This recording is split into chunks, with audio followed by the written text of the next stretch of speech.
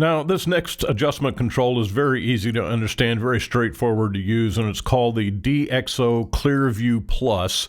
And it pretty much does what the name suggests, is that it clears up the view, as you can see right here. Lesson over. Not really.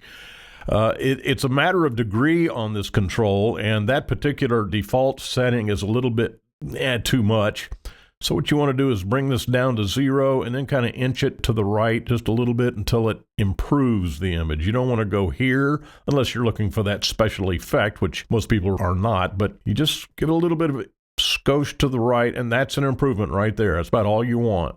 I can't imagine that you would want to do any more to this image because you'll just make it look artificial and kind of not good. So, I mean, you know, on the screen, okay, that looks okay, but you go to print that and it's going to look horrible. So just a little bit, less is more, okay?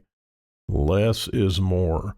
So to the degree that you want to eliminate haze in an image, then the ClearView Plus is the one you want to use sparingly in DxO PhotoLab.